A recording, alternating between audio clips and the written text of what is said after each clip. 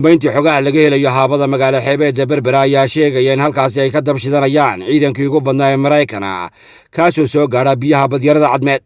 Ciidankan oo ay gelbinayeen minawarada badda guureeya ee dagaalku ayaa lagu soo warramayaa inay halkaas ku sugnaayeen labadii caanamaale ee soo dhaafay.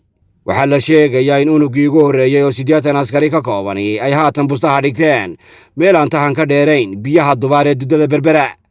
waxaa la biniixinayaa inay dhabaha soo hayaan col kale oo ka tirsan ciidanka Maraykanka ee African kaasoo ku soo jeeda docda Somaliland.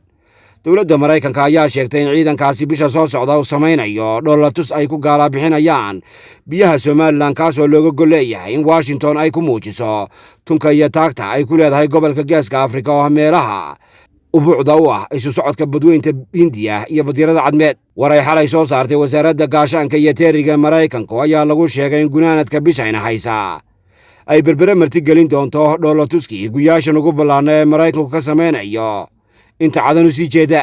dhoolatuskan ayaa la sheegayaa inay ka qayb geli doonaan ku dhowaad 20 dal oo ay ka mid tahay Somaliland kuwaasoo si wada jir u gardaadin doona dhasalaalaaq ay ka samaynayaan inta ka dhexle ruga ilaa Ceel Sheekh. saraakiisha ciidankan hor quwaaxinaya ayaa la arkayay iyagoo maanta soo indhaynaya halka muruq muujinta laga samayn doono isla markaana ay degi doonaan gaasaska ka argaagtami doona xeebaha gobolka saaxil.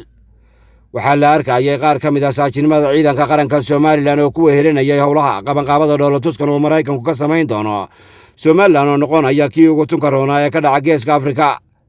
waxaalaha ayaa sheegaya inay jiraan midnawaara dagaal fiid meelaha iswada iyo weliba huuriyo dagaal oo ka qayb noqon doona cudud muujinta ay Washington dhowaan halkaasi ka malaq boorin doonto.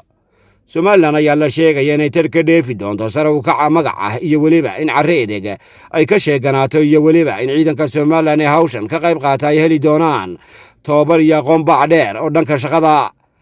in la wadi jirayba waxay tani noqonaysaa markii koowaad ee sooyaalka uu Somaliland ka dhaco dhoolatus ay samaynayso dowladda ugu tunka iyo muruqa buuran ee carre edeg taasoo ah Maraykanka iyadoo la wada og yahay inay tahay mid sida libdhada uga dhex bidhaamaysa meerahan aynu ku umanahay.